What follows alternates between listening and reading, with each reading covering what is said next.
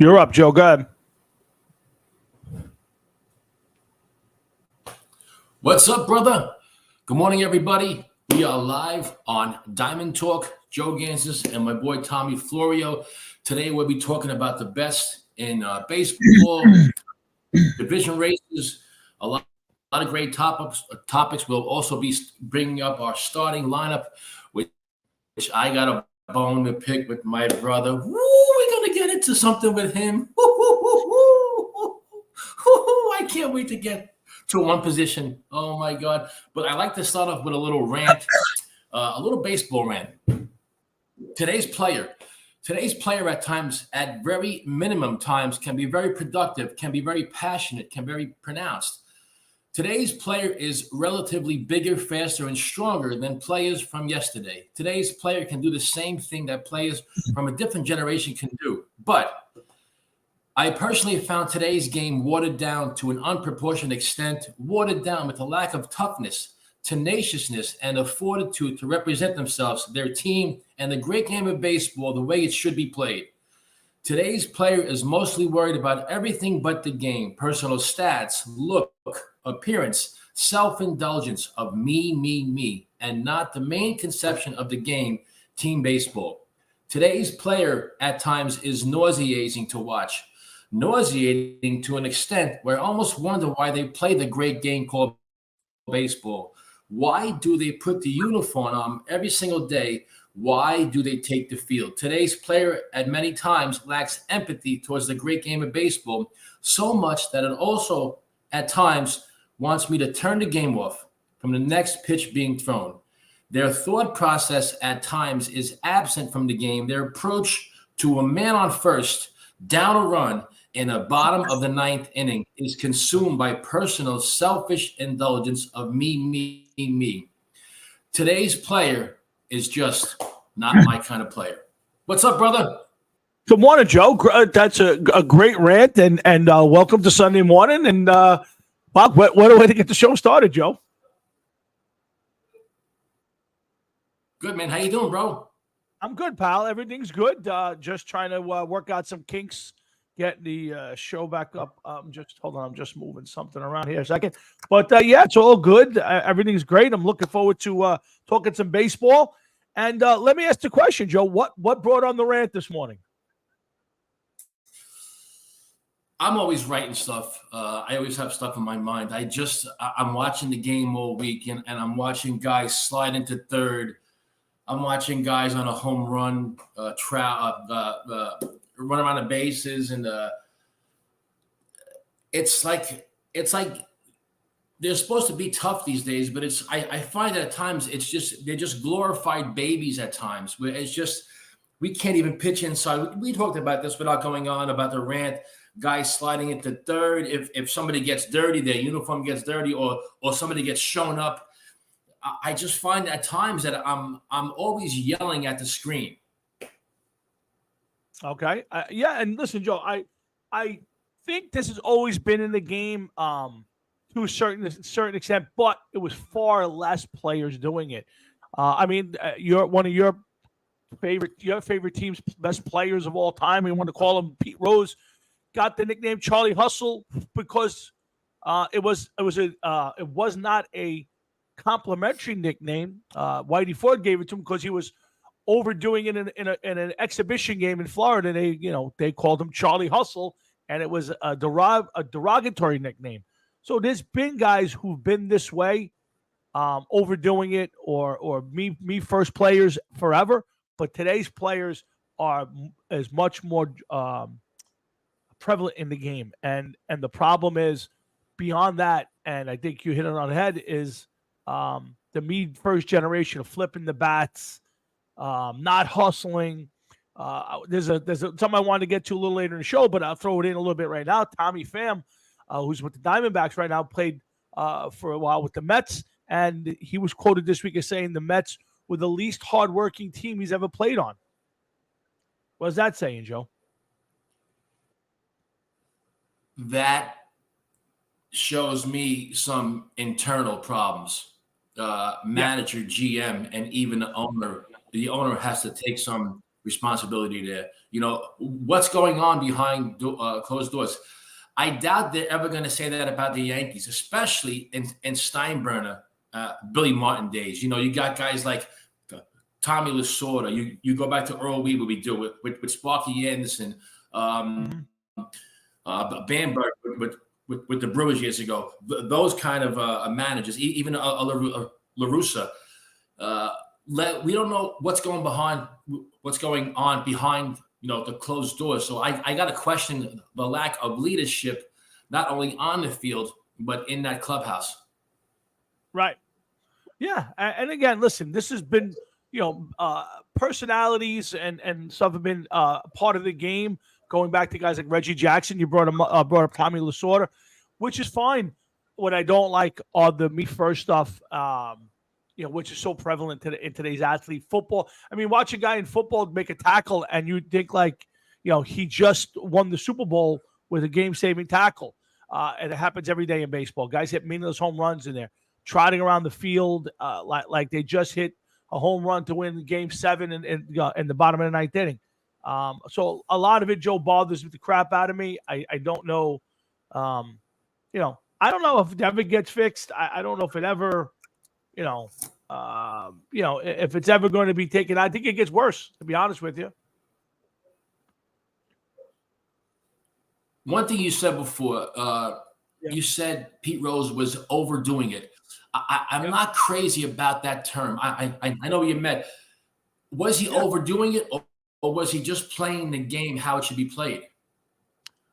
Joe, I to be honest with you, I don't really, I'm sure that came from a bunch of veteran guys who were used to winning World Series every year and went to spring training like, well, okay, we got to be here to collect our paychecks.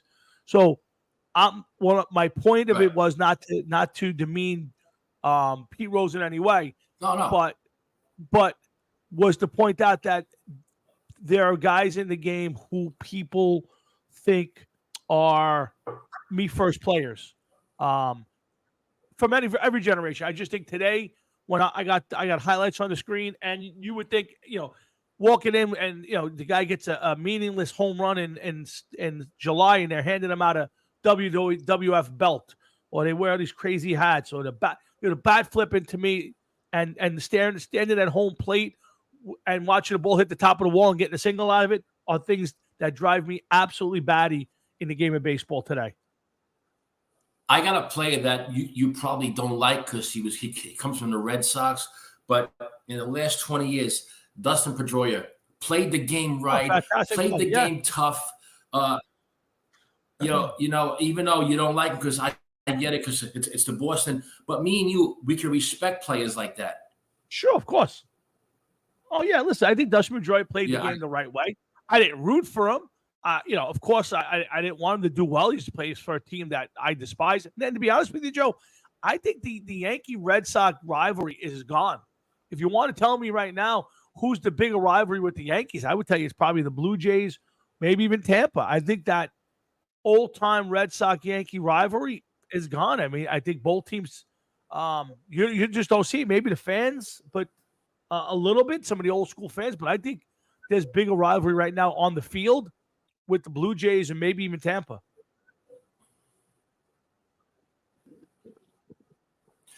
I look at an old rivalry, and I don't even know if people even know that this is a big rivalry in baseball. The Cubs and the Cardinals. I always liked that connection. They always had a good rivalry, between them two. And I always like watching those games over the years. Well, I think, and listen, that was the one thing that I liked about interleague play, was bringing a rivalry bringing rivalries onto the screen and seeing it. Cubs and the Cardinals are in the same league, so they couldn't play each other. So having that once a year, couple of games was great. Yankees Mets once a year was great. Now the way they do it, it's cheapened and demeaned and taken a lot of the luster for me. All-Star game's out. Okay, the All-Star game's gone. But even the postseason, the World Series used to be, Yankees Dodgers in the World Series was big because you can only play in the World Series. The Subway Series was huge because they only played each other. Now, at that point, it was 3 or 4 years, so it was still fresh into league. but that's what made it great. Now these teams play each other all year long. What's to me, the combining of the two leagues and making interleague play normal, I think is one of the biggest uh, mistakes baseball has made, and they've made a few. But to me, you've taken that us against them thing and thrown it completely out the window. I agree, because there's no excitement when a big player comes to town, because he's already been in town twice already that year. There's no excitement when this team goes to this city for the first time. Oh, but you know what? They've been there twice this year, so I agree. I wanted to touch on something with you that I don't know if we ever talked about it, me and you, but it just drives me insane. The game of baseball. You got a guy that gets a base hit. Now he's on first base. And he's almost like him and the first baseman are actually sitting down chatting about last night. Like, there's no more strategy there, bro. These guys are talking, high-fiving, laughing. Is it me, or what's going on here? Joe, I would agree with you. I mean, I love the game of baseball, and I love all sports, okay? And I like it when guys play hard and go against each other. And I don't like it when, and I find less when there's no juice there. And again, you're at first base, you're standing there, you're waiting between pitches. I kind of get there's a little chit chat. There's a little chit chat at the plate, catcher. But yeah, I think baseball, I think all sports, but baseball in general, I think has gotten too friendly. And there's no heat, there's no juice, there's no rivalries. People don't dislike each other just because of the uniform they're wearing. And I agree. I would agree with you on that one. I gotta say, who gets the advantage there is the first baseman, because he's waiting for that throw over. Now, when you're talking, maybe you're laughing on something. He doesn't really. His timing is off. So I gotta say that the advantage, and maybe even the first baseman does it for a reason. I don't know. Maybe we should get one on with it and talking about that. I got to say the advantage might be going to the first baseman there. Your thoughts on that? Sure. Well, I mean, anytime you can distract your guy, he gets a one step late jump. Doesn't get to second base to break up a double play. Doesn't go first to third. Doesn't score on a double in the gap. So yeah, I would say if there's an advantage to be had there, it's surely with the first baseman taking the run and maybe just a little off his step. But I think it all comes down to fundamentals, and I don't think breaking up a double play is important anymore. I don't think going first to third is important anymore. I think the game of baseball is based on exit velocity, spin rate, the fundamentals of the game. And again, there's another thing on my show sheet was the fundamentals aren't being taught anymore. So I don't think managers want guys going first to third anymore. They don't teach it because they don't want to lose it out. And to them, it's one more set of swings to hit the ball 385 feet. Yeah, I mean, again, we don't know what's going on, behind the scenes. I think it all boils down to today's society, brother, of the dollar. Money. It's about money. It's about what did the agent want? Who knows what's in their contract? Like these contracts today are so crazy at times. Who knows what he could do? And I'm being serious. I don't know what is even in the literature of these contracts. What can he do? Do you want a guy going from first to third on a deep single? I just don't know what the thought process on these teams anymore. What we're trying to achieve. Do we really want to win games, or just are we going through the motions at times? It's mind-boggling. Well, I think on the individual player standpoint, I question a lot of them whether they want to win or not, or look good doing it. I think as a team, I think the mentality though comes back to the teams. I think that what you find and what I find is teams don't want players making mistakes, so they're not teaching them to be aggressive on the base. And I'm not saying it's every team, every player. I'm just using it in general. The games I watch, I don't feel that the teams are pushing players that way. Teams want home runs. I mean, ever since '98. With the big home run chase, baseball has sold itself and sold its soul, and they sold it then. And I want to get to some of the PED stuff a little later, but they've sold it a home run, and now it's again, it's about exit velocity and arc angle and spin rates and individual stats, and they don't want these players putting themselves in a position. That's why did the bunt go away, Joe? Why did the stolen base go away? Because they're not guaranteed. You could get thrown out more than you steal. So to them, the advantage was they're losing an at bat.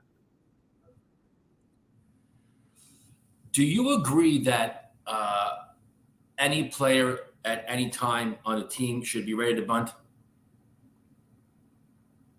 That's a great question. I think the answer is there are some guys who do it better than others, but everybody should know how to bunt. Everybody. There was a game a few years back when Terry Collins was managing the Mets, and there was a situation late in the game where, in days past, it was a bunt situation. It might have been, runner on second, nobody out, runner on first, nobody out, and you had to move the guy over. And Dom Smith was the hitter, and he didn't bunt. He wound up making it out. The Mets wound up losing the game. And after the game, they asked Terry Collins, well, why didn't you have him bunt there? And Terry Collins says, he doesn't know how to bunt. He's never bunted in his entire life. That, to me, right there, showed me everything I needed to see. The guy came up through Little League, high school, Babe Ruth, minor leagues, major leagues, and had never, and the quote was, he had never bunted his entire life. So, to me, that's the failing of baseball all the way up, including the minors and that. So the answer is, of course, they should be ready to bunt at any time. The question is, can they bunt at all? Because if they could bunt, the shift would never have happened the way it did. So I got a guy, let's say the Yankees are down. It's a bottom of the ninth. It's up in my opening monologue a little bit, how they don't know how to use that runner on first, down the bottom of the ninth. Yankees are playing the Red Sox. It's a big game. And you got a guy on first, and Aaron Judge comes up. Now, I know where you're going to go. You don't want him bunting. You don't want him bunting there. But can we change our mind, Tom, at times? Now, if that third baseman is playing on the outfield grass, you see where I'm going? Like, I think we have to be able to change our thought process. Again, he's playing on the outfield grass. If he lays one down, he can crawl to first. Now, would you have a problem with him bunting there? This power hitter who just broke Roger Maris's record. No, as a baseball guy, I could care less. And if the situation calls for a bunt, listen, do you need base runners? Are you looking to move a guy up? And then you have to think about it. More things can go wrong not bunting there than bunting. You can strike out, pop up, fly out, hit the ball to the wrong side of the infield. The idea right there is to move the runner over and get in a position to score him. So no, I'd have no problem with it. To me, I think you're what you said was right. Everybody should be prepared to bunt at any time. But the problem is there would be no way that Boone would ever do it, or any manager would ever do it in that spot with most players, let alone Aaron Judge.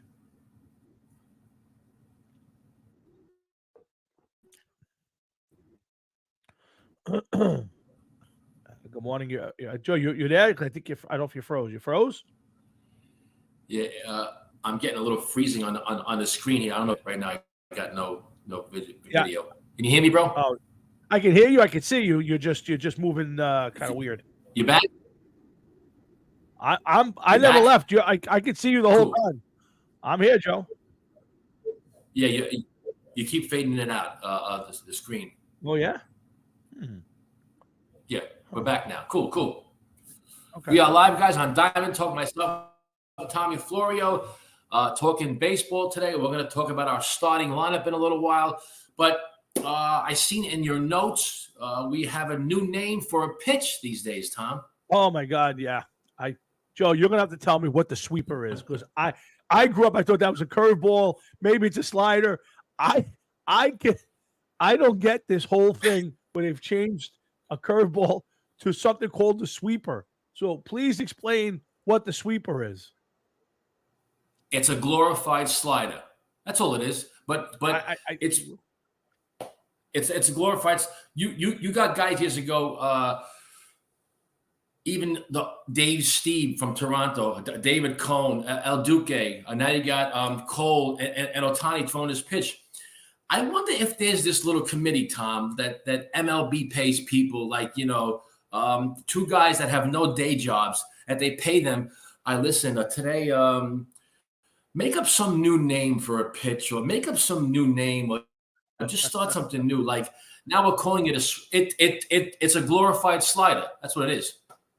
Yeah, I mean, I at this point, I think there's only a certain amount of pitches. You got, fastballs, curveballs, sliders, knuckle curves. You got the knuckleball.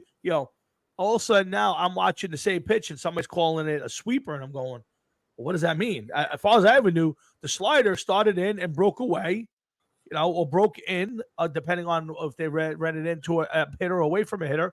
Now the guys, it's a sweeper. Well, sweeper, it's a slider. Why do you have to come up with these names? And you hear them all the time, all these different terms that they use, and it drives me crazy. Football has them all the time. Instead of he got a first down, he's moved the chains. I mean, like, can you say he got a first down? Yeah.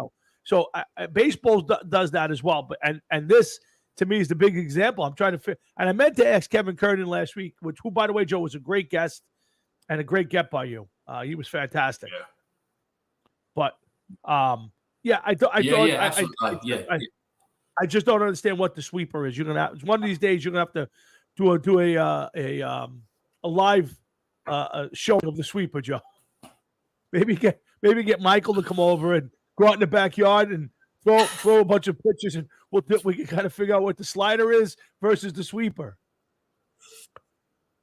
One guy that I remember throwing that pitch, and even in the World Series, was El Duque. How good he threw that pitch, this so-called sweeper, how it just broke so much. You remember him? Oh, my God. Sure, of course. Yeah, of course I remember El Duque. El Duque was, it's funny. You bring up El Duque. He was a guy who, again, was another one of those mystery players. He was coming over from Cuba. He was going to be the greatest pitcher in the whole world. And El Duque was a good pitcher. He wasn't a great pitcher, but he had his moments. And in the playoffs, El Duque had a lot of them. In Cleveland in '98, the Yankees needed a big win. El Duque stepped up, and on a pitching staff that was dominated by David Cohn, David Wells, Roger Clemens, he had the biggest start and the biggest W for sure. So yeah, good pitcher, and yeah, had a great sweeper, Joe. I don't know if El Duque called it the sweeper.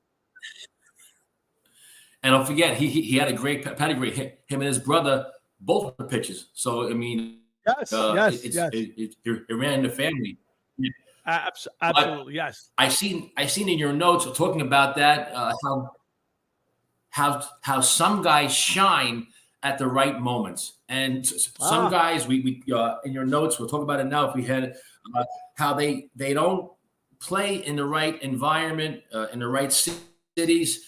El Duque came through when it counted, and I think, is he going to go down as an all-time great Yankee? But you, as a Yankee fan, Tom, you remember El Duque came through for us as a team, and not always happens. Now we see Donaldson having some success.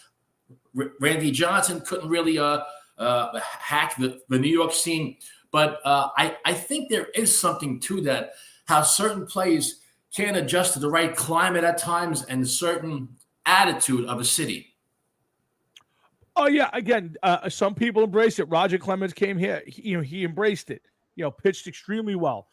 Not everybody does. I guess, watching Josh Donaldson have a lot of success right now in Baltimore, some guys just thrive in different places, or maybe they overdo it. And you know what? It also could be do you think, well, let me ask you this question. Do you think it could be the mentality and the way the game is taught in that system? Like, you come to the Yankees and you could see it. The Yankees are a swing from their heels. Let's hit a 3-run home run every at bat. Maybe other teams have their philosophy. That's the word I'm looking for. Maybe their philosophies are different, and it allows you to be more of yourself and your game. I mean, do you think it's pressure, Joe? Team philosophy, individual pressure? What's your thought? I think it's team philosophy. You hit it on the nose right now. I think it's team philosophy, and I gotta look at guys like Aaron Boone, who I'm not a big fan of. I think he just at times he just likes to argue. I don't know if he is the right guy moving forward. Guys like that. I wonder what the philosophy is, but definitely team philosophy. Where Donaldson is now, I think at times we talked about it. Some clubhouses just lack that leadership, and even in New York, you come to a big market. I got to question, again that team philosophy. Absolutely.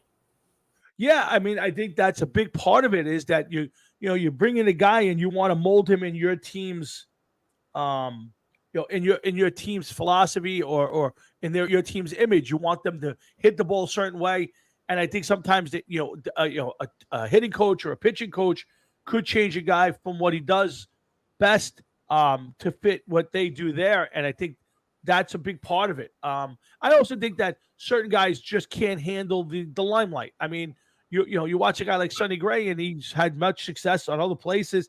Comes here, and his attitude sucks. Randy Johnson got off the plane and was already fighting with the cameraman in the streets of New York. And, you either have to embrace it or you don't.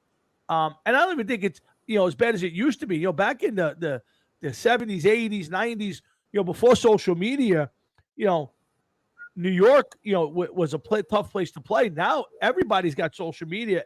There's not as much news out there. I'm sure teams don't have the same amount of guys, reporters following it because people don't read the papers like they used to.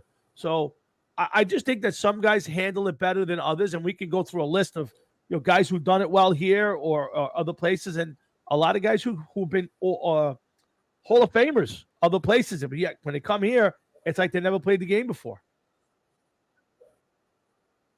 Yeah, I look at a guy, a Hall of Famer, who won 3 with the Oakland A's in the early 70s and then spent 5 years with the Yankees, or Reggie Jackson, number 44. He had a lot of problems with Billy Martin. I know you're not a fan. We both watched the documentary.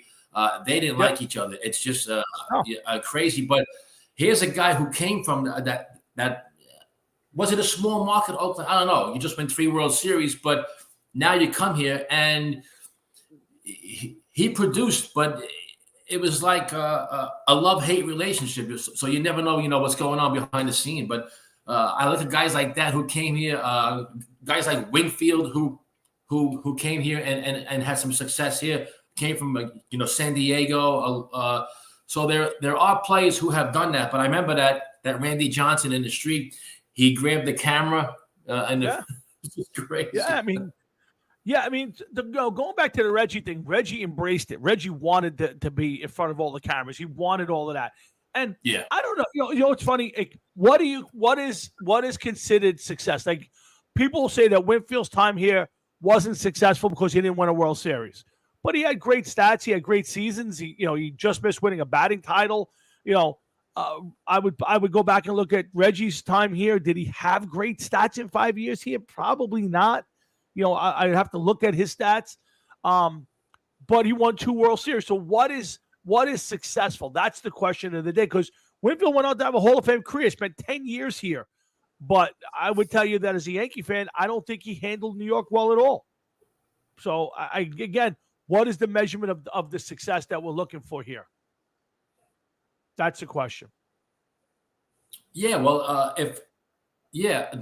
just because a player doesn't win a World Series or this and that doesn't mean that his career wasn't relevant enough to be a great player. I don't know, but my question to this, I always thought about this because Reggie Jackson, if you look at his stats, he played a long time. He has. Still to this day, he has the most strikeouts, but I think strikeouts we can even accept sometimes. All the power hitters, even Mike Trout has strikeouts. We go back. But if Reggie Jackson, Tom, doesn't hit those 3 homers in a World Series, is he still a Hall of Famer to you? Hall of Famer, yeah, I would say I would have to pull up, but I think Reggie Jackson was a great player, was more of a great player with the A's. I mean, if you go, we want to bring him up, I can bring up his stats, but the guy hit in a time where 500 homers meant something. He hit 500 homers. Reggie was a decent outfielder with the A's. Again, if I just put it on the Yankee years, I don't think Reggie was a great ball player. I played in New York. He was a terrible outfielder. He came up in big spots and got big hits, but Reggie, to me, in the Yankee years weren't great. I think you got to kind of take Reggie in the first, 7, 8, 10 years of his career before he came to the Yankees and look at it and say, is he a Hall of Famer? And I think the answer is yes. But again, I think he's one of those players where the hype helps. Yeah, absolutely. I think he came up in '68, if I'm correct. I think he spent maybe 7, 8 years with the A's. I think he came to the Yankees in '77. Am I correct? I came to the Yankees in '77. Right after he was '76, he was with the Orioles. I'm going to bring up his stats for you right now. Right. He spent he spent some time with the Orioles. That was real fast. Yeah, part of that season. Reggie. And then later on, he actually played for the California Angels too. That is correct. Hold on, bring it up. I spelled Reggie Jackson wrong. Don't mind me, Joe. Okay, so he came up in '67, was his rookie year. He only played 35 games. So his real first year, you're right, was. Guys, we are live on Talk. Yeah, Joe. I'm sorry. No, I was just giving you right there. Give him the Diamond Talk there. Go ahead. I'm setting up Reggie. We are live, Diamond Talk. My boy Tommy Florio and me talking about the game of baseball. Stay tuned for our all-star lineup. Go ahead on Reggie. Okay. So let me know if you can see it. You want it bigger? So 67, only 35 games. 68. So 68 was his first real season, 154 games. So let's look at Reggie's his totals for his career are 1,500 hits. Is that? I can't right. 2,500 hits. No. So yeah, 2,500 hits, 463 doubles, 49 triples, 563 homers, 1,700 RBIs, 228 stolen bases, 115 caught stealings, 1,300 walks, 2,600 strikeouts. So that's and a 262 batting average. So Reggie was a typical slugger back in the day. Now, if you took his 162 game average, Joe, he averaged 148 hits, 27 doubles, 3 triples, 32 homers, 98 RBIs, and a 262 average for his career. Where do you put that? Go ahead. Tell me what you think of that. I guess he's a Hall of Famer, especially I think the voting process has changed so much. But if we're putting guys like Scott Rowland in and all these guys today, I mean, he's got to go in. I'm looking at his home runs here. He was he's a home run hitter. RBIs, 1, 2, 3, 4, 5, 6. He has 100 RBIs. The strikeouts, I'm not even sure it bothers me no more, Tom. I mean, I'm not even sure it really bothers me. But you've gotten used to it now because today's player strikes out a ton. Back then, 10 years ago, if I told you, a guy was striking out 150 times a year, would it bother you then? Yes, you're right. It's a great point because Tony Gwynn, I think in one decade, struck out 190 times in a decade. But yes, those players, but these stats, I guess I just always thought that World Series was big for him. Those 3 home runs on those. Absolutely. Yeah. 100%, Joe. Listen, don't get me wrong. I think the home runs helped him, gave him another level. If he doesn't hit those 3 homers in 77, I don't know what his thought process, what people would have thought of his legacy here was.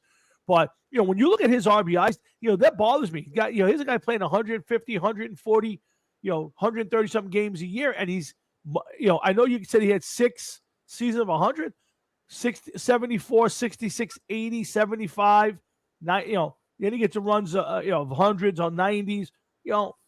I don't think these are great numbers. When I'm looking at his batting average, I mean, he never hit over. He had 1 year over 290, another year 283, 286, another one 297. I mean, there's a guy who for his career had one season of 300, and that was in 1980. 19, As funny as that say. Yeah. Yeah, I mean that to me that's interesting. You know what I always think about. Yeah. No, go ahead, go. About these players and yeah, because I always think about these players with the RBIs. Who was in the lineup before him? We have to go back to Oakland, and I guess different teams.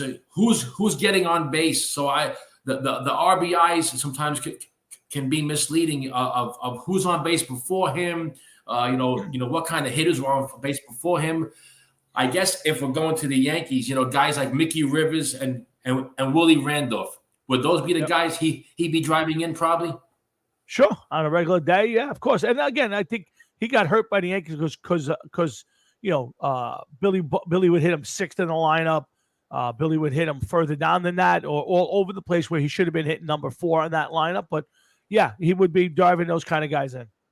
Yeah, absolutely. Yeah, I mean these stats. Yeah. I for a long time didn't think he was a Hall of Famer, especially when he went in. But I mean, they're not horrible stats, the doubles. But I don't know. It's a good conversation. Yeah, it's interesting. I mean, and here's the true test for me. I always like to look at how many times they were either MVPs or just missed winning an MVP. They were second in the voting, maybe third in the voting, because that tells me your peers, the people who watched the game back then, thought you were a top 5 player in the league, right? Because if you're second, third in the MVP voting, you're up there. So he's got one MVP and one MVP second place vote. After that, he's got 4 or 5 once, a bunch of 17s, 18s, 6. I mean, so that tells me that you're, and again, my thing always is, you have to spend a good part of your career being top 5 in your era. If you're not top 5 in your era, you're not a Hall of Famer. I mean, that's just, to me, that's the first true test that I'm looking at. Before I'm looking at your stats, before that, do I consider you a top 5 guy in your era? We could separate pitchers and fielders, one way or the other. But when I look at Reggie Jackson's stats and I see that he's only had a couple of years where he was actually even in the talk of being in the top 5. But again, he was on a guy who won 5 World Series, won 3 with the A's. Was he the best player on the A's at that point, Joe? You got to look like even a pitcher back then. Raleigh Fingers, I think Vita Blue, Gene Tennis, Joe Rudy, guys like that. Was he the best player on that team? He might have been. I don't know. I think that. Yeah, I'm not even sure that team had a great player, but just had guys that just came along together at the right time. Raleigh Fingers, a Hall of Famer, a Vita Blue Hall of Famer. Gene Tennis was a good catcher, a complimentary player, but I'm not sure. He might have been the best on that team. But thinking about it now.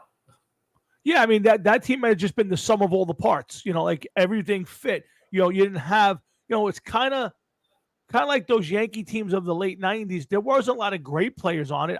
There's one of the greatest player, as far as I'm concerned. After that, it's a bunch of really good players who fit well and played in a system that worked for them.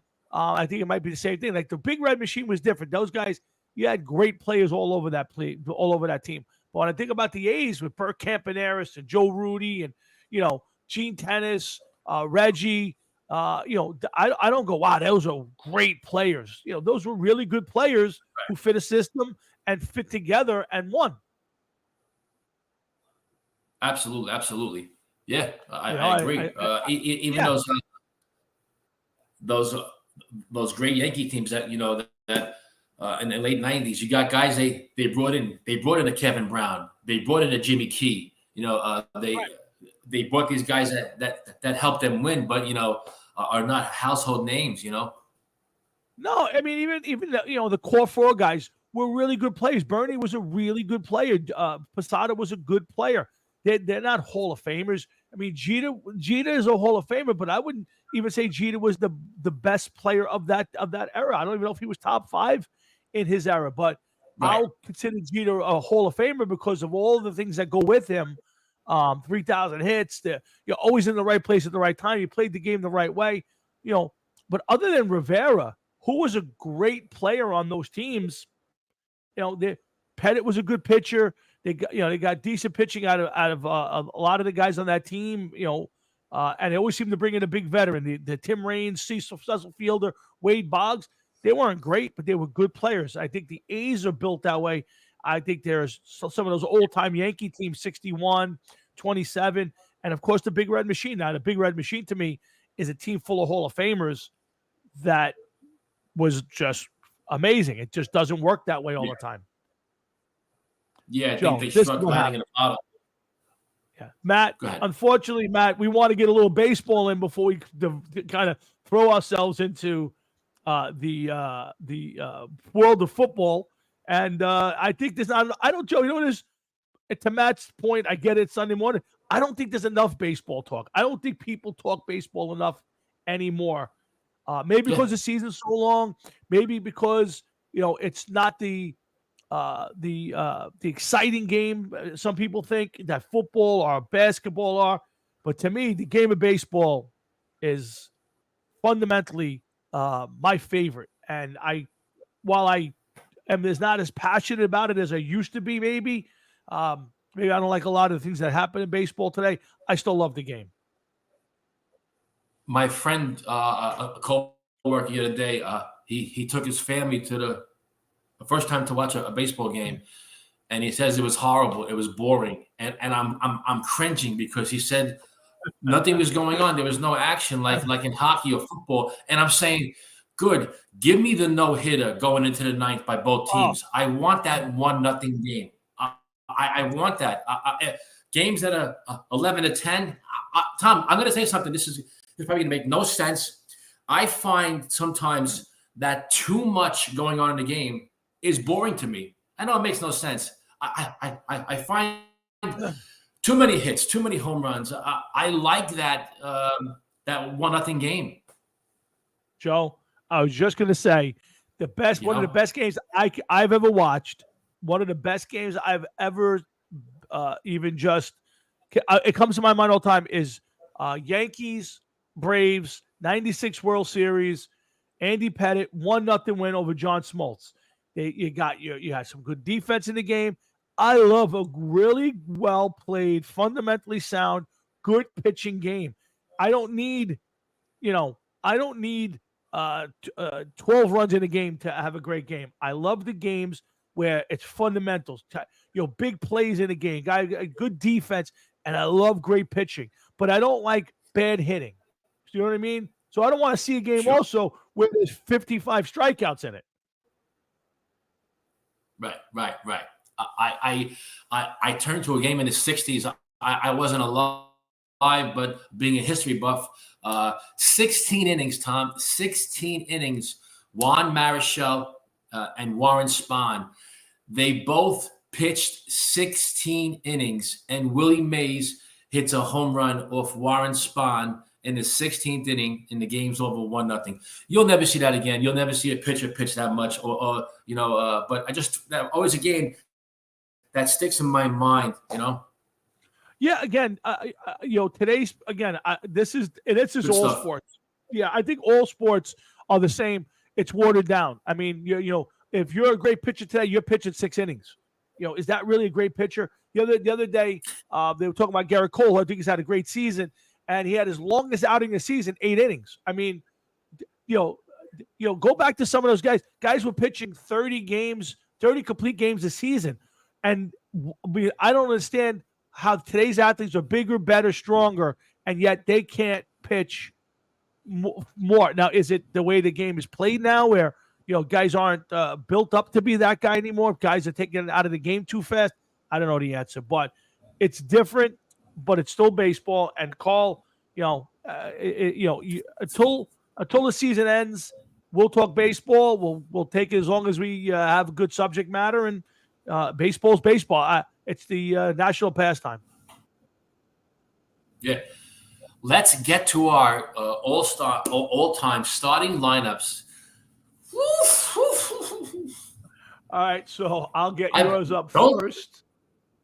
What's the matter? You look like Joe, look like you're sweating. I'm You're good. sweating? You're right? You're right? No, I'm fine. I'm going to bring yours up first, so you can go. Yeah, I'm assuming you want to do yours first, so we can take mine. And Tom, yeah.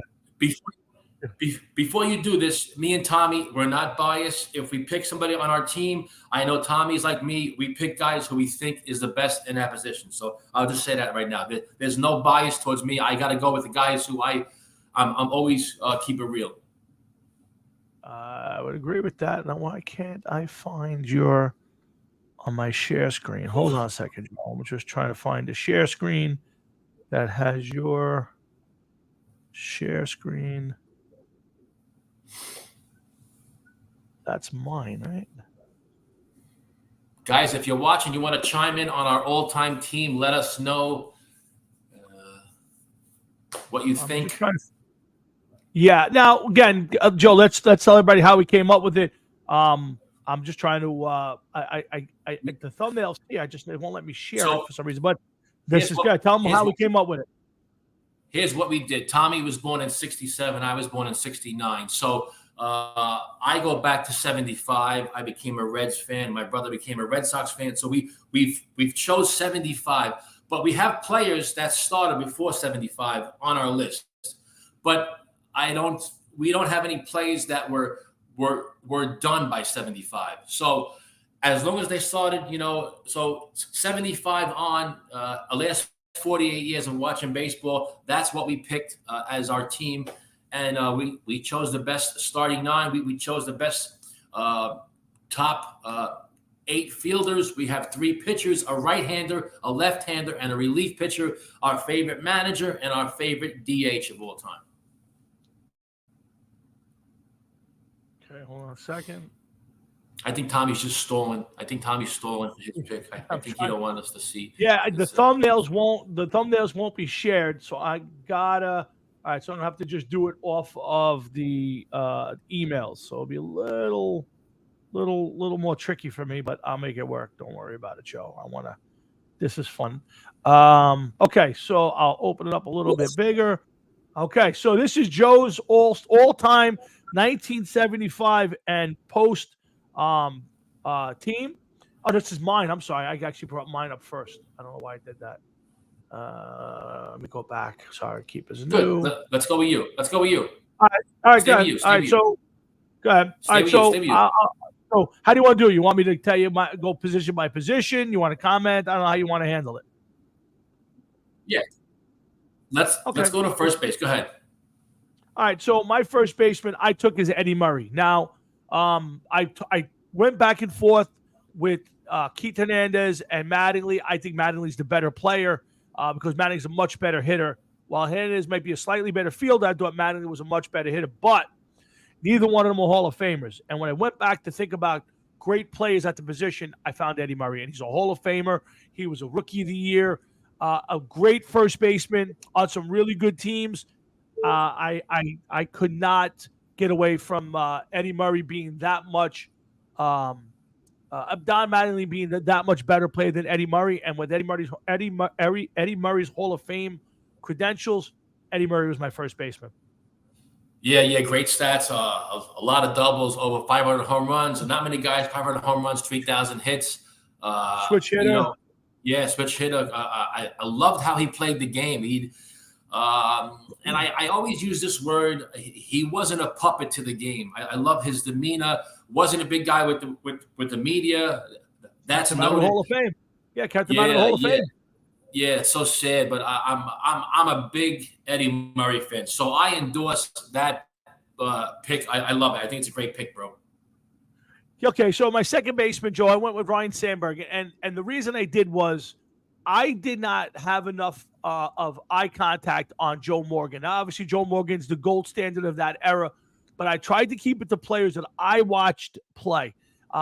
I didn't, to be honest with you, this was probably the toughest position for me to pick of all of them because there aren't a lot of great second baseman 75 on if you take Joe Morgan out. There were, you got guys like Lou Whitaker and Willie Randolph and, Robbie Alomar. There were some really good players. But the one guy that I felt was Steve Sachs. There were so many good second basemen growing up, but there weren't a lot of great ones that I could come up with. I took Ryan Sandberg.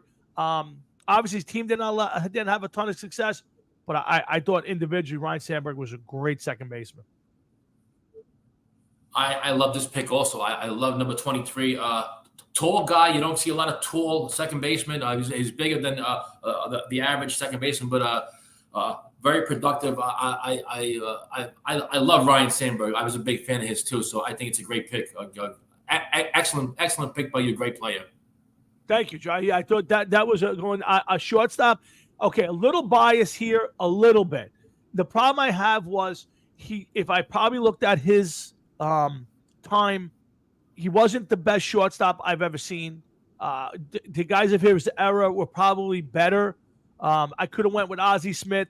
There was Vizquel. There was a lot of guys, but when I took into account Hall of Fame, amount of World Series, his impact on the game and the team, and everything that went with it, it was hard for me not to use Jeter in that spot. All the postseason success, 3,000 hits, a better than average, maybe even a very good shortstop, not a great shortstop. But when I put him in the category with everybody else around him, I could not take my eyes off his name. I went with Jeter at shortstop. I love Jeter. I love Derek Jeter. I think of his name and I see this player that represented the game right. I would take him on my team any day. I probably pick him in my first 2 or 3 picks of all time. I love Jeter. The defense, it doesn't bother me. It's not like other plays. I mean, you look at guys like, of course, Ozzie Smith. You look at even Omar Vizquel.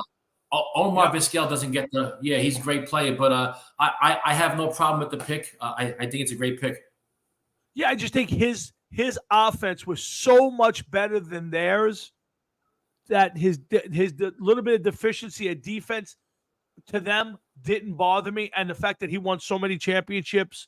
Ozzie played on some great teams, but the fact that Jeter won so many championships and was a big, this was a guy who in big spots made big plays. So, to me it was a no-brainer. Third base was another tough one for me, Joe, because the first 2 guys I came up with were Michael Jack Schmidt and George Brett, and there's a lot of other really good third basemen, but I could not come up with another guy in that mix that I thought, there were better third basemen, maybe with a glove. I couldn't think of too many guys who were better hitters. And as much as I love Michael Schmidt, I thought Mike Schmidt was a great all-around third baseman. George Brett flirted with 400. George Brett, his teams were Kansas City Royals were constantly at the Yankee heels in the 70s because of George Brett. One of the best hitters of his generation, feisty. I hated. I wish every form of cancer on George Brett growing up. But when it came, and a buddy of mine, we met him through Fox, and my buddy told him that he wished all sorts of stuff on him. He was fucking great. But George Brett to me, from 75 on, might have been the best third baseman I've ever watched play. Another great number 5. The 3-time batting champion in 3 different decades. Listen, I have a George Brett jersey inside hanging up that I'll wear a couple of weeks from now, but he is in my top 10 favorite players of all time. I don't know if we ever talked about that. I am a huge George Brett fan. I just love everything about him. He is my second favorite. He's my second favorite third baseman. We'll get to mine, but that's a great pick by you. I am a huge George Brett fan. It's hard It's hard at this point in my life not to look back and think more fondly of George Brett. I'm going to move to the outfield, and probably my most controversial pick, in my opinion. I know Joe doesn't think that, but my most controversial is left field, and I could not find a way to keep Barry Bonds off this outfield. Uh, I think Barry Bonds pre-steroids accusation is one of the best plays I've ever seen. I mean, the guy can hit, run, throw. I mean, I think he won three MVPs. To me, it's a no-brainer. I toyed with different guys beside that, but to me, at the end of the day, there's nobody else I could put in left field but Barry Bonds. Great pick. Once again, the pedigree. His father, Bobby Bonds, excellent player. Wasn't really. He never achieved the success that Barry did. But no. Bobby Bonds, yeah. But I'm a huge Barry Bonds fan. 3 MVPs before the whole juice accusations. But if there ever was a 5-2 player coming along, he's it. That's a great pick. I love the pick again. I'm a big Barry fan watching him, early on with those Pirates. So not a great pick. And I think he won. I think he won 7 MVPs total. I think 3 before the juice, but great stats. Yeah, Hall of Fame, and we'll hold my PED Hall of Fame conversation till later. But if you take Barry Bonds and split his career in half, he's still a Hall of Famer. Still a Hall of Famer. So, sure. And I'm not the biggest fan of the guy. I think the guy's a pompous ass, but you can't take away what he did on the field.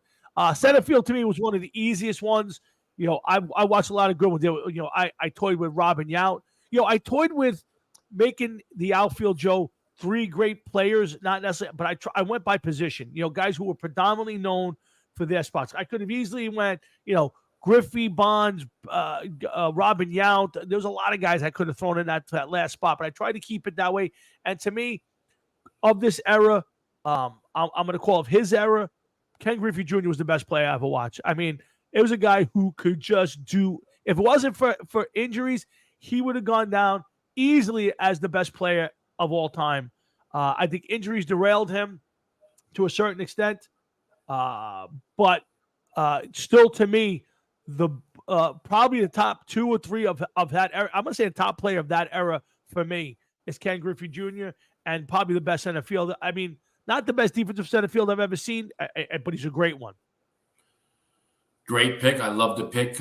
Came from Seattle to my team. To 2001, the injury started. I think he missed, Tom, 600 games. We're talking about he almost missed 4 seasons. Now, if you look at his stats, they're tremendous. If he doesn't miss those games, we are talking about the leader and everything from RBIs. Without those injuries, he gets to 3,000 hits. I think he has 2,700 hits, but didn't reach 3,000. But injuries are just. But think about this: even with the injuries, we can still consider how great he was. Absolutely. Listen, Joe. Again, you could separate his career in 2 spots if you want. You can separate it into pre-injuries, after the injuries. The guy's a Hall of Famer. I mean, yeah, if he doesn't miss all those games, call to your, he probably breaks every record there is. And there's never, it's funny, they talk about, is Shohei Ohtani the greatest player of all time? Is he better than Babe Ruth? To me, if Ken Griffey Jr. does not fall off the table like that, if he wins a World Series or 2, Joe, Ken Griffey Jr. is easily the best player I've ever seen, and maybe the best player of all time. Yeah, you just said almost like 2 careers, in Seattle, and then in Cincinnati. The injuries. I mean, I remember watching those games, and I'm saying, "Oh, he's hurt again. He was hurt for 90 games. What a sweet swing, what a sweet just." If we ever seen a player that just was so natural, everything he did, it's him. Yep, 100%. And listen, another guy I hated on those Seattle teams. And again, I think a little bit of obviously, we can't dismiss the injuries because that's part of it. You have to say, could have played more. So it definitely is a knock on him as a player that you're not there every day for your team. So I'm sorry. I look at that, like Mike Trout's a great player, but if you miss so much of your career, it definitely knocks you down a peg in the legacy department. And Yes. also, Joe, no wins. You got to win a World Series. If you're Ken Griffey Jr., you were on a team that won 116 games and got knocked out in the playoffs. You got to find a way to will your team. Now, again, you're only up so many times in a game. You only have so many chances. But to me, it definitely adds to the legacy. Looking at Jeter, look at some of those other guys. It enhances your legacy when you're a big part of championship winning teams. Absolutely, and we mentioned before with Reggie, if he doesn't win those 5 World Series, you never know. But that's another conversation. But great pick, big Griffey yeah. fan. Yeah, not a big fan, but I couldn't keep my fly off that team. Right field's on the tough spot. You got Jim Rice, Dwight Evans. So, I mean, again, Aaron Judge. I mean, there's a lot. I didn't pick any modern day player because I don't think you can write the story of a lot of the new guys until the end of their career. So while I think Aaron Judge will be on my team someday, I can't put him on here now. Jim Rice was a tough one. I just thought Winfield was one of the most complete players I have ever seen. Just could do it all. Not a base stealer. The long legs that took a while to get started, but one of the best arms I've ever seen. A great outfielder, great hitter, home runs, Hall of Famer. Did it all through an entire career. To me, Dave Winfield is the best right fielder of the 75 and after generation. Yeah, I love this pick also. I love Winfield. I'm a big fan. When I think of Winfield, one word comes to mind: solid. Just solid. Just tremendous arm. Was drafted by the ABA, the NFL, the MLB. A great athlete. I think he was 6'6", and we talked about it last week.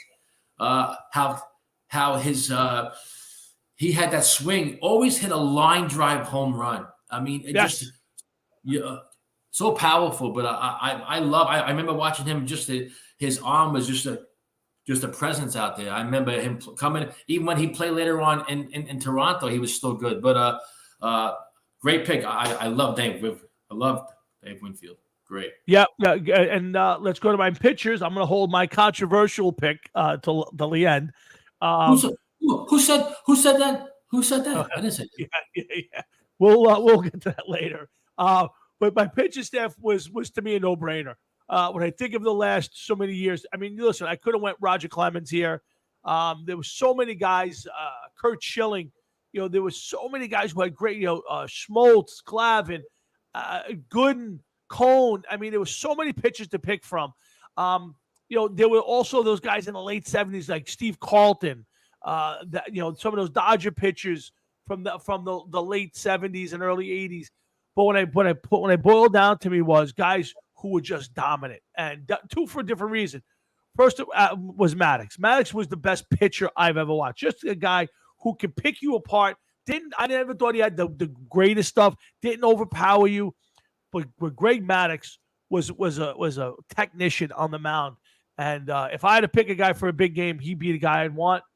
Randy Johnson was the complete opposite. He would just come out there and you couldn't hit him for 7 or 8 seasons. You just couldn't hit Randy Johnson until he came to play for the Yankees. Then everybody could hit him. But before that, two of the most dominant pitchers for different reasons at their positions in their time, and it was hard to go anywhere else with that. And then to me, the greatest player I've ever watched, a guy who just was money in the bank and the biggest weapon on a team ever. You can tell me if you want. You get to the 8th inning late, maybe even the 7th inning late, the game was over if Mariano Rivera and Enter Sandman started playing. So to me, by far, the 3 best pitchers. Pete, the only problem, and Gibson, yes, and Clemente, yes. You may have missed the beginning. It's post 1975. Has to be players that Joe and I got to watch. So we kept everything from 1975 and going forward. So, Joe, that's my pitching staff. I love Maddox. 16 years in a row, Tom, of 15 or more wins. Think about that. 16 Yep. years in a row of 15 or more wins. I mean, the guy threw 86, 88 miles an hour, but you couldn't hit it. I think his fastest pitch, I think it was 92, 93, but much different pitcher than Randy Johnson, who I love. Also, the different pitches right there. That's a great diversity of the opposite attract right there. A great right-hander versus the overpowering left-hander. But great picks. And Mariano, if you hear Metallica in the game, just go home. Yeah, there was no bigger weapon in the sport of baseball for the last 30 years or more than Mariano Rivera. If he came into the game, you were going home, and it was over. You could. The Yankees turned into a 7-inning team. All you had to do was get to seven innings with pitching. And then Rivera came in 3 days in a row in the 8th and 9th inning if necessary, but certainly in the 9th, and the game was over. So to me, if you want to talk about greatest players ever, Mariano Rivera better be in your top 3 or 4, because there in the modern era of the game, there's never been another guy like that. And postseason as well. Well, he's the only unanimous choice in the Hall of Fame. That's true. Yep, and deservedly so. I mean, listen, to me, if anybody looked at Ken Griffey Jr. and said, I can't vote for him in the Hall of Fame on the first ballot, you should have your ballot taken away. If you were a guy who had a vote for Joe Morgan or Tom Seaver, and you didn't vote them in, you should have your vote taken away. To me, right. These are guys who are no-brainers. So the fact that Rivera got all the votes, to me says something. But to be honest with you, I think it's an overrated thing. I think the bigger stat is, who are the morons that don't vote for these guys? That's the question I have. So, we'll see. But and then my last one was the toughest. I had to wait till the reason you got this so late. Who'd you pick, Tom? Tom, who'd you pick for catcher? I mean, who'd you pick? About that. I've toyed with this one, and I wanted a little controversy. And when I was thinking about the modern era, again, there was a ton of good catchers. Obviously, there's a ton of good catchers. I didn't see enough of bench. Munson's career was too short. There was so many guys. And when I thought of, every time I went to a website, it always said the same thing. Second greatest hitting catcher of all time, modern era, is Mike Piazza. Now, I know Piazza was not a great defensive catcher, especially late in his career, but he wasn't terrible early on. So I went for a lot of instant offense here, and I went Mike Piazza behind the plate. Now, I get it that most people aren't going to agree with me. I get that. I don't know why it disappeared off my screen. Hold on a second. Let me put this back. Okay. I get it. He's not a great defensive catcher. And when people think of that, but he was such a great hitter. He was, again, one of the top 3 or 4 players in the game for close to a decade.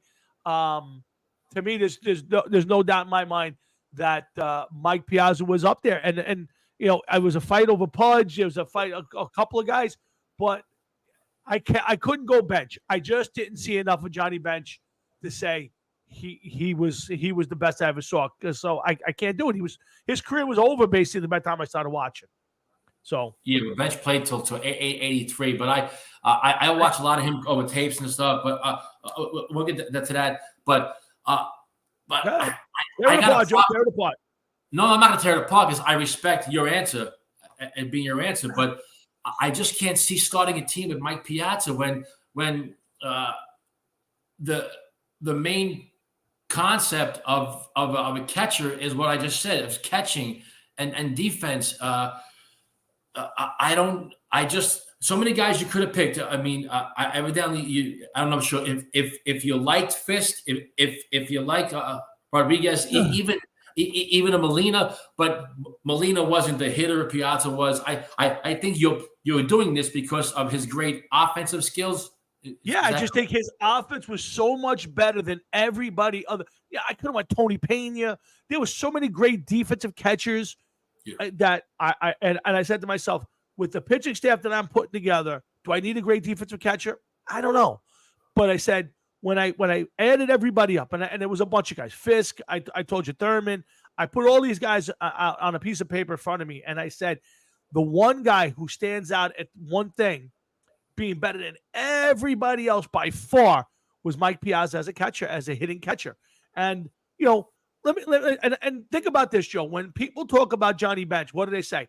Best offensive catcher of all time, right? They not that he wasn't a good defensive catcher, because he was, but the first thing they talk about is how great an offensive catcher he was. So if I was putting Johnny Bench on this list, it was because of his offensive ability.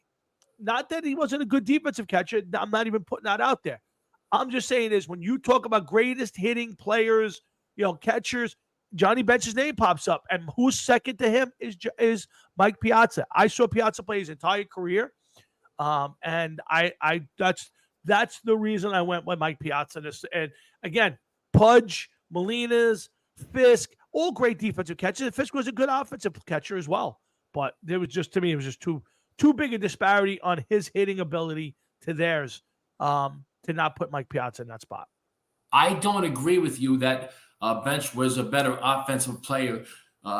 Piazza was a much better hitter.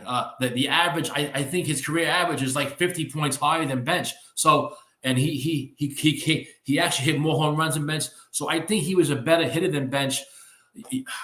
You know, that's my honest opinion. I think he was a better hitter than Bench. You know, pure hitter. Again, I'm not disagreeing with it. I'm just saying is, I know Bench as an overall player is by far the better player. And again, if I could have put, in my eyes, if I could have put Johnny Bench on the list, I would have. He would have been my catcher. But I couldn't, so I had to go with the guy. Yes, Patrick, Barry Bonds made my list, because I think if you separate his career, he's still the best left fielder of his generation prior to 98s and 99s, when his head got 15 sizes too big. He was still a top 3-4 players in the entire league, and maybe top 2. Him and Griffey would probably be in that category for me.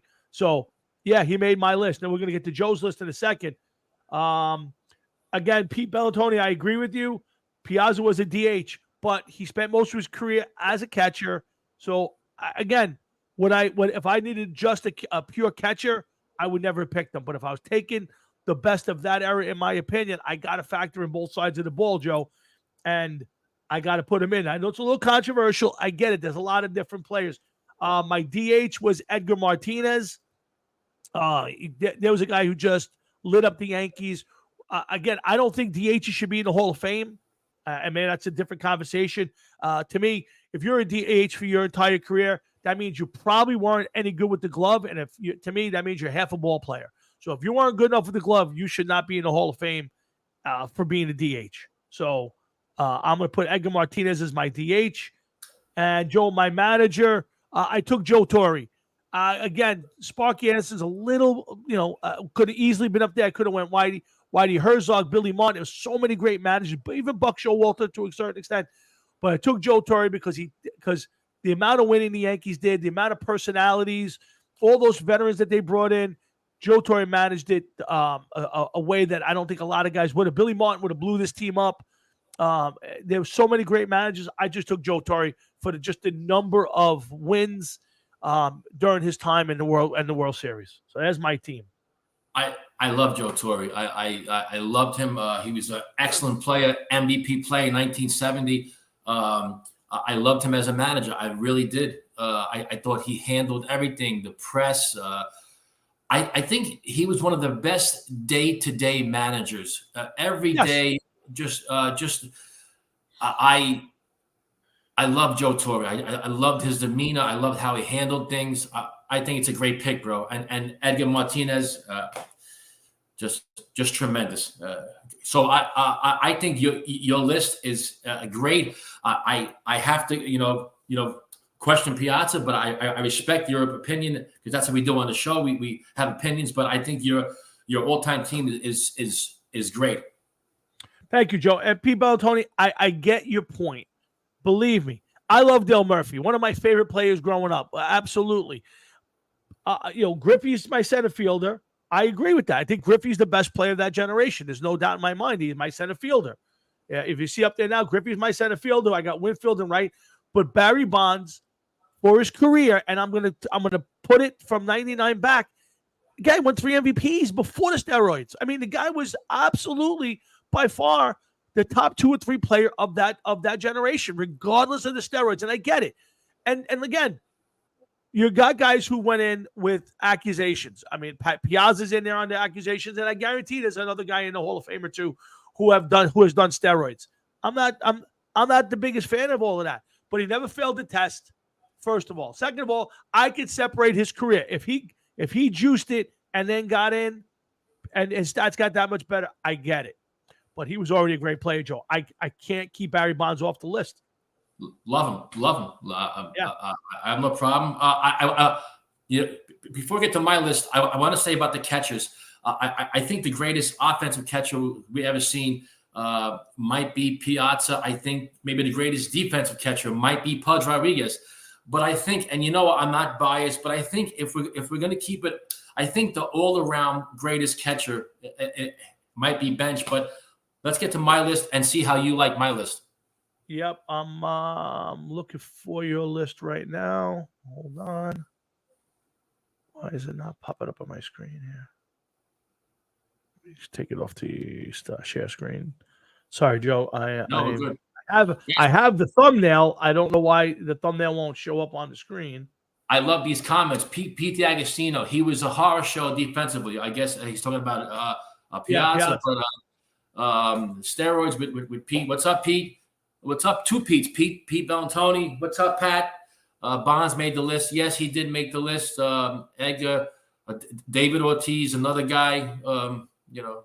Good stuff. Pete D'Agostino, Torrey, and Sparky Anderson. I love. So good comments. Guys, keep the comments coming. We are live on Diamond Talk. Joe Gansas and Tommy Florio. We're going over our all-time list. Tommy's list was great. I got Joe's up.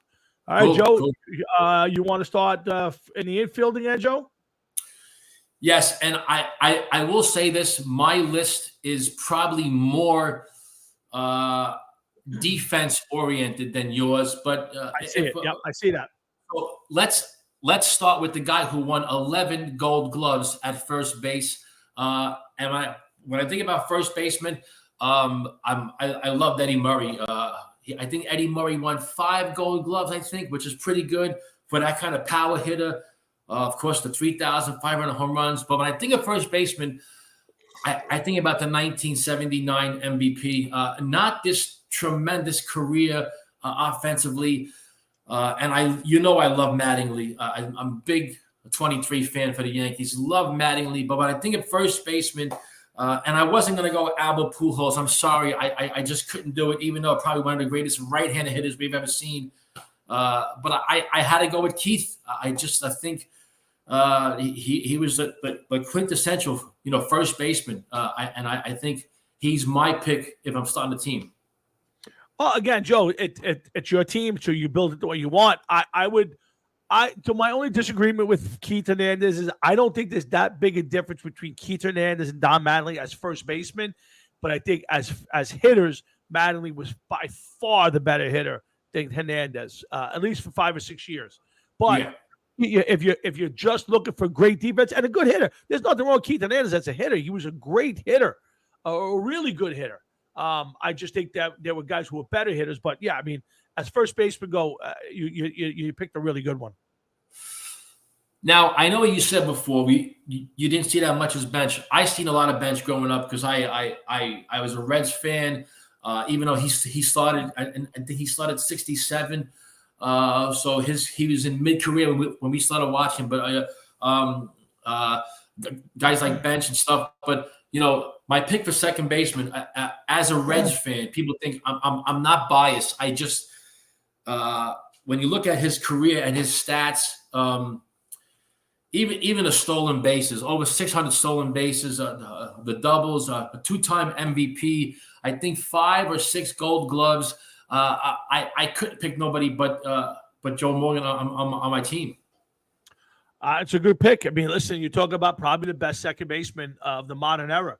I mean, whatever you want to call modern era, 60s and 70s on. There's no doubt Joe Morgan was the best of the best. You picked a good one. Again, for me, I didn't see enough of him play in my brain. Probably could have picked Joe Morgan. I probably saw him more than I did Johnny Bench for other reasons. But, yeah, listen, great pick. Yeah. and we go to shortstop. This was probably my easiest pick. I was thinking about Omar Vizquel. I was thinking about Ripken. I was going to put A-Rod in, but I think for more defensive reasons, I went the Wizard here, Tom. Well, the Wizard's the greatest defensive shortstop I've ever seen. I've never seen a guy better than Ozzie Smith as a pure shortstop. You can give me the Omar Vizquels and some of the other guys that have played played the position. And shortstop to me is one of those positions back in the day where you wanted a great defensive shortstop and you took a little less in at the bat. Until the 90s when Garcia Parra and A-Rod and Jeter started hitting the home runs like crazy, and they were all 6'4" and 6'5s.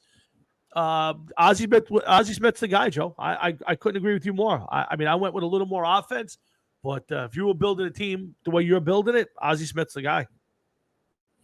We go to third base, and I just got to turn around real fast and show everybody. Jack Schmidt.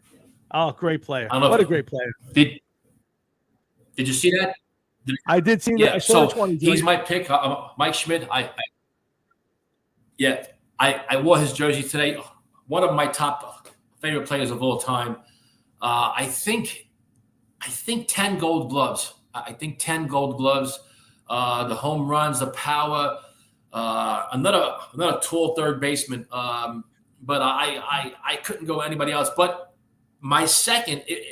I was going back with him and Brett. I'm a huge Brett fan, but I just had to go with Mike Schmidt at third base. Good call, Joe. Great third baseman. Was second on my list. I took Brett because he killed the Yankees, and I saw more of him. But it was a definite toss-up between the two for me. I'm with you. Hold on one second, Joe. Before you make it, I got Pete Bellantoni put up something, and Pete, I love you. And I love the enthusiasm, and you probably hate Barry Bonds as much as I do, but there's no way that Freddie Lynn was anywhere near the player Barry Bonds was. And Jim Rice was a great hitter, not a great outfielder. And Yaz, again, I saw Yaz at the end of his career. Again, a great player, but none of those guys hold the candle of Barry Bonds, Joe. I'm sorry, Pete. I love you, and it's probably a hatred. I grew up with my brother in the house, huge Red Sox fan. I love Jim Rice. Freddie Lynn, 1975, Rookie of the Year and MVP. Don't forget. Great player, but I don't put them in the same. I don't put them in the same stratosphere as Barry Bonds. Yeah, I can't beat that. I love you. It's probably more of your hatred for Barry Bonds, and I get that.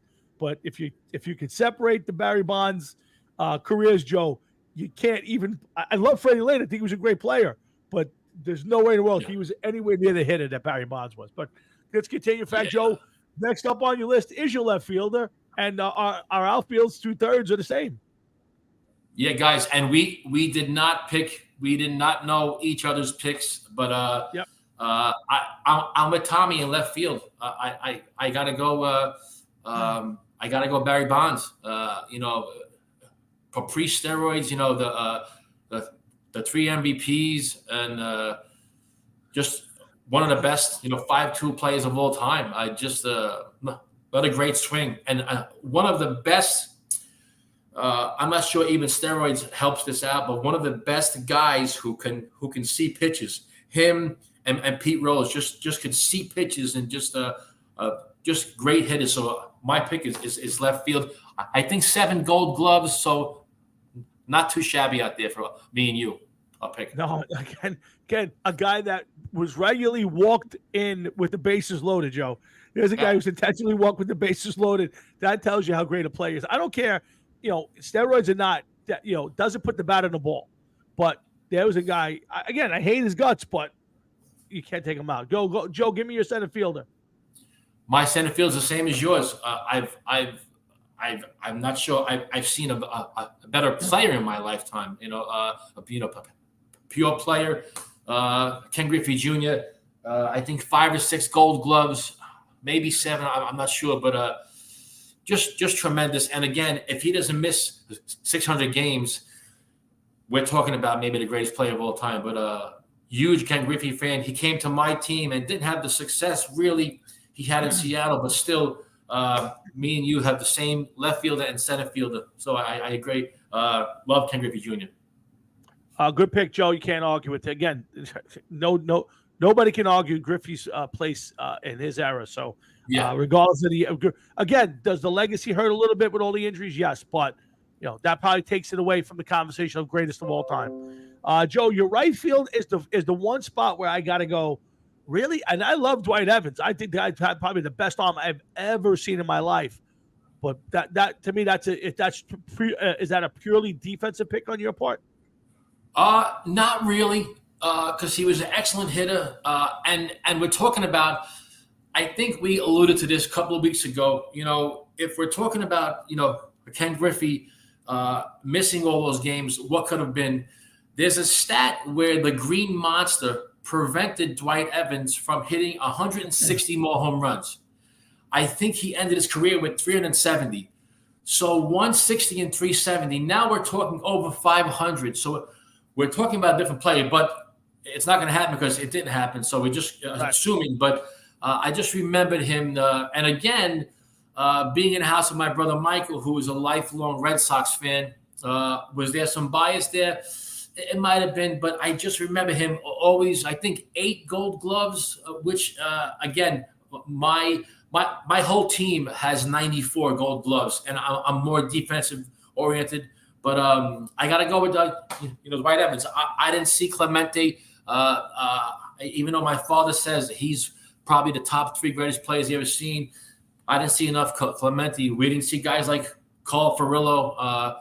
But Dave Parker had a great arm, but I got to go with Dwight Evans. I guess for more personal reasons, but more defensive there. You're right. Yep. Yeah, absolutely. And Dave Parker is the guy who almost made my list. I went with the Hall of Famer, and Dave Parker probably should be a Hall of Famer. Maybe that's another conversation for another game. Joe, let's go to your pitching staff. You've got 2 of the same thought process I had. But go ahead. Yeah, you took the words out of my mouth. A technician on the mound, number 31. When I think of Maddox, I just think about that 88 mile an hour, fastball that nobody can hit. Over 350 wins, the most Gold Gloves in history by any player. I think 17 or 18 Gold Gloves, the most Gold Gloves in Major League history is Greg Maddux. But I think 15 or 16 years in a row of 15 wins. That's consistency, just love Greg Maddux. I love how he went about his game, always, serious, but he's my guy. If I got to go a close second, it's Clemens for me. And then talk about Seaver, but it's Greg Maddux is my righty. No, it's great. It's a great call, Joe. Again, I couldn't argue, and I couldn't agree with you more. My lefty, he started as a Cardinal, but I remember watching a lot of Steve Carlton with my father. That big pitcher. I'm a big Steve Carlton fan. Always have. I was gonna go Randy Johnson, but I was even thinking maybe like a Tom Glavine as far as a lefty. But my pick is Steve Carlton. I don't know how you feel about that pick. Great pick. It's a great pick, Joe. There's no doubt. Again, I didn't watch him as intently as I watched Randy Johnson, so I went with Randy Johnson. But Steve Carlton, one of the best pitchers of all time. I mean, just flat out a great pitcher. So it's a great call. It's a great call. And then as my relief guy, I'll just say play Metallica. That's all. Yeah, it's over. At that point, the game is over. So yeah, no doubt. Again, we agree on the DH. I'm curious, why did you go Edgar Martinez? Oh, I don't even know I guess a close second. I mean, Molitor comes to mind, but he played other positions too. David Ortiz. Yeah, David Ortiz. I just remember Edgar just always hitting. I think his lifetime average was like 312 around there, 315. But I'm a big Edgar guy. I just when I think of DHs, he popped into my head first as being the guy who I love him. Yeah, it's one of those guys. Again, he shouldn't be a Hall of Famer. I'm sorry, he should not be in the Hall of Fame. If you're not good enough to bring love to the game, you should be in the Hall of Fame. But a great choice for DH because the guy was just a flat out hitting machine. Yeah. So, Joe, let's go behind the plate, and again, not a surprise here, but one you can anybody with their right mind could not argue this one. Yeah, I mean, everybody knows I'm a Johnny Bench guy, and was there some bias there? I'm trying to say no to myself, but if I always keep it 100%. Maybe there is, but he's just my guy. I'm not even sure he's the Johnny Bench, Tom, and I got to keep it real. Johnny Bench came up where he changed the game of catching. Managers and coaches, they manage different. I mean, guys wouldn't run. I remember Lou Brock, the great base stealer. He stole 22 bases in a row. He didn't make 23. Let's just put it that way. So there was always this aura about and with Bench, I don't know if you agree, it was more of a mind game. Bench behind the plate. So I think that helped him too, Tom. That mindset. But not a high average. He finished his career at 267. So I think I love Piazza for a hitter, and I'm starting to get on this Yadier Molina kick bandwagon. I think he just retired, a great catcher. We don't give him enough. Not the offensive guy that the other guys were, but you look at Pudge stats.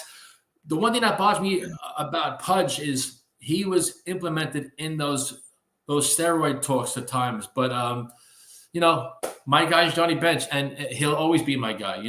You know that.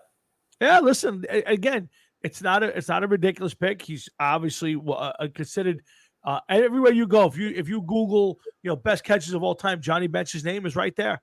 If it's not number one, it's right up at the top of the list. So to me, you add in the championships, you add in the defense, the offense, just the mindset of it all. It's impossible to not have him on your. It's almost impossible not have him on your list, especially. So great pick, no doubt. I think also the most RBIs in the 70s. I think he's first or second. I think the most RBIs in the 70s. But yeah, he's my guy. And I went with La Russa as a manager. I just always loved his. When I watch a manager, I watch a guy who's immature, and I know he's coaching the Yankees. I watch a lot of immaturity in Aaron Boone. Maybe he's not experienced enough, but I just watch a lot of immaturity.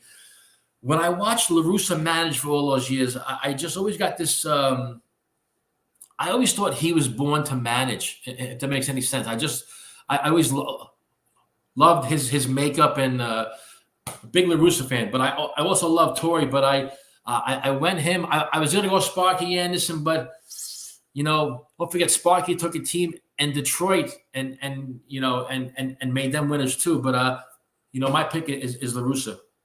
No, it's a good one, Joe. And to tell you the truth, I forgot about him. Otherwise, he probably would have been on my list. He's done it in multiple places. Smart. I also think, to a certain extent, I always blame La Russa for a lot of the way the game has changed now. But Tony La Russa is a great pick as a manager. Between the White Sox, the A's, all the teams that he helped manage, I would tell you, that's a great pick. That's a really good pick. Good call by you. You always think about if the coach knew, like did Joe Paterno know about what's going on with the coach there with the accusations? I got to say, yeah. Do you think La Russa had any idea what was going on with McGuire in '98? Boy, that's a really good question. I don't know the answer. I would think the answer is yes. Baseball clubhouses are a lot smaller than football. Yeah, I would tell you that I think everybody knew.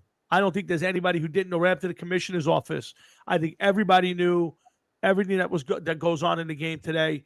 And at that point, everybody just put their head in the sand and didn't care because it saved baseball. It honestly, truly, after the '94 World Series was canceled, that saved baseball, brought it back to life.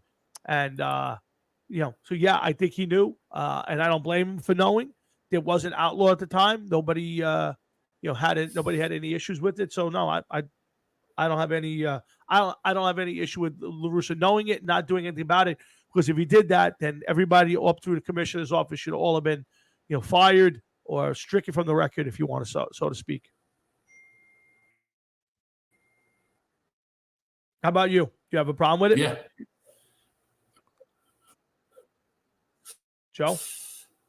Yeah, I do, because I just think we just swept it under the rug. I think a lot of these managers, know what's going on. So I think we have to blame them and also. But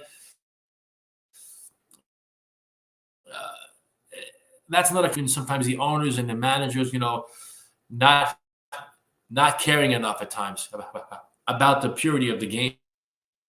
No, I agree with you. But if you're good, again, it's my biggest beef with that period is everybody knew what everybody was doing and nobody did anything about it. Yeah, I'm here, Joe. I'm still here. Joe? Yeah. Stop sharing. Yeah. So I have a big issue with it, but I have to say unless you're going to go back and get rid of everybody, we don't know who did, who didn't do it. Unless we're getting rid of everybody, closing the books, then I just have to get past it and just hope that doesn't happen again.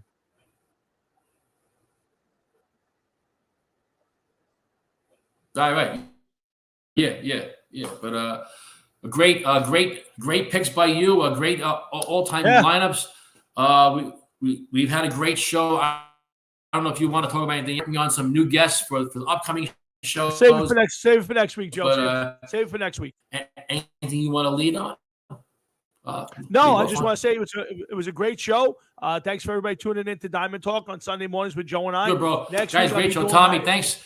We'll see you guys next week on Diamond Talk. And thanks for all the comments, guys.